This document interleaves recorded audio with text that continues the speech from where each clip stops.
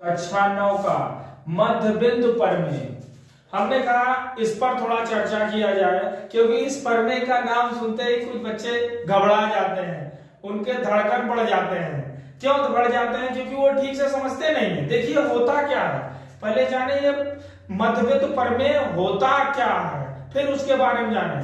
देखिए दिया होता है त्रिभुज ABC और इसमें D व E मध्य बिंदु है, मतलब दो भुजाओं पर दो मध्य बिंदु दिए हैं और हमें सिद्ध करना होता है कि ये इसके समांतर है।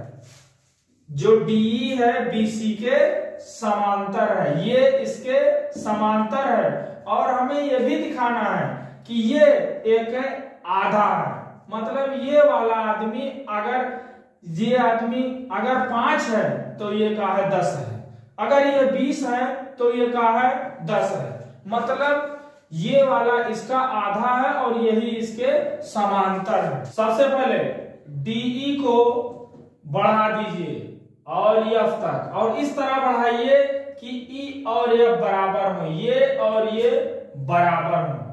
खींचें, क्या करें?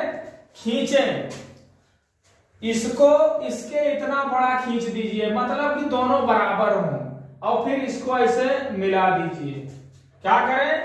CF को मिलाएं, मिलाने पर अब हम भैया देखिए हम आजाद देश के नागरिक हैं, अपने आजादी का फायदा उठाइए और करें क्या?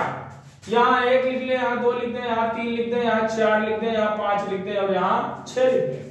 हमारा जन्मसिद्ध अधिकार है, हम कुछ भी लिख सकते हैं। अब देखिए क्या होगा, आप सीधे सीधे देखिए, आप कह सकते हैं ये वाला बराबर है, खींचे हैं। आप ये कह सकते हैं ये बराबर है, ये वाला और ये वाला बराबर है। काहे बराबर है? शीर्षा विमुख कोण। क्या पढ़े होंगे? शीर्षा विमुख कोण, जिसे एकदम ठेठ भाषा में समझिए, मुंडी मुंडी बराबर है, ये वाला बराबर है। अब देखिए आप कह सकते हैं ये E क्या है? मध्य बिंदु है, E मध्य बिंदु है, E मध्य बिंदु है। तब देखिए ध्यान से, ये वाला बराबर होगा, ये हमारा अधिकार है कि ये वाला बराबर हो गया। AE बराबर है EC के, AE बराबर है EC के होगा। फिर से ध्यान से देखें, ये और ये, मतलब ये वाला इसके बराबर, ये वाला इसके बराबर, ये वाला इसके बराबर, तब क्या होगा? तब हमारा त्रिभुज AED सर्वांशम होगा त्रिभुज CEF बाई एंगल साइड सर्वांशम। कैसे? भुजा भुजा भुजा भुजा, कोण कोण बराबर है। तो देखो दो भुजा बराबर है और दो इसका कोण बराबर है, इसलिए नाम हो गया साइड एंगल साइड सर्वांशम। अब इसका मतलब ये होता है कि जो त्रिभुज ये है वही त्रिभुज ये है, मतलब कि इन दोनों में कोई फर्क नहीं है। अब देखिए ध्यान से, तब हमें लिखने का जन्मसिद्ध अधिकार है, किससे? By CP CT। क्या होगा?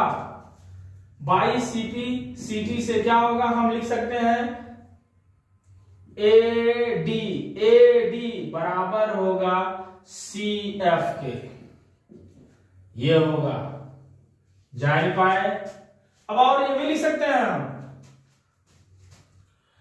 कोण 1 बराबर होगा कोण 6 के। देखो कोण 1 बराबर होगा कोण 6 के, ये भी लिख सकते हैं क्योंकि ये बराबर होगा इसके। अब देखिए ध्यान से, तब AD समांतर होगा CF के, ये समांतर होगा इसके, क्योंकि एकांतर कोण एक बराबर है कोण क्षय के।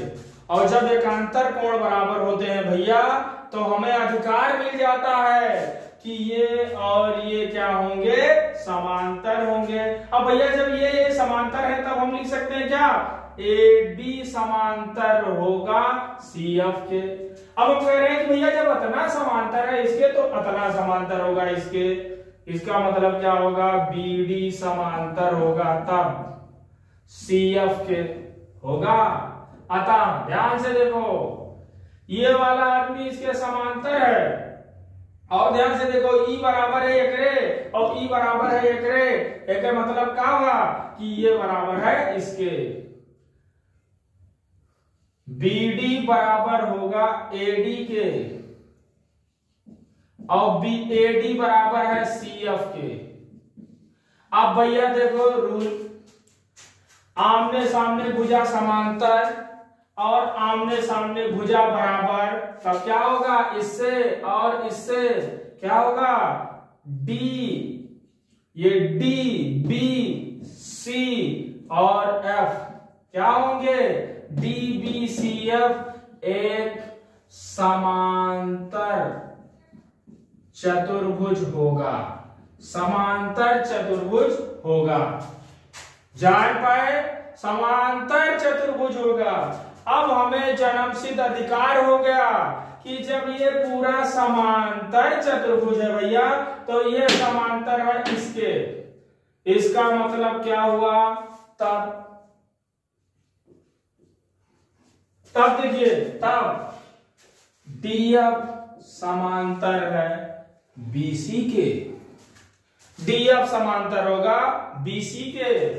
और देखिए ध्यान से, अतः DE समांतर होगा BC के, क्योंकि देखिए जब इतना समांतर इतने के तो इतना समांतर इतने के, ये हुआ प्रूव्ड। फिर देखिए दूसरी बात, ये वाली बात, ये अब पुनः देखिए पुनः DF बराबर होगा BC के, होगा क्योंकि समांतर चतुर्भुज है, ये बराबर होगा BC के। और DF जानते हैं 2 गुना होगा किसके, DE और प्लस EF के, और ये क्या होगा, DE खुद बराबर है EF के, ये DE बराबर है EF के। इसका मतलब यह का लिखा है भैया, DE लिखा है, और DD का D 2 DE, और यानी इसका मतलब DE क्या हुआ, BC बटा 2, क्योंकि ये 2 जाएगा बटे में। तो कहा जान पाए कि यदि त्रिभुज के 2 भुजाओं का मध्य बिंदु दिया हो तो वो क्या होता है, तीसरी भुजा के समांतर में उसका क्या होता है, आधा होता है।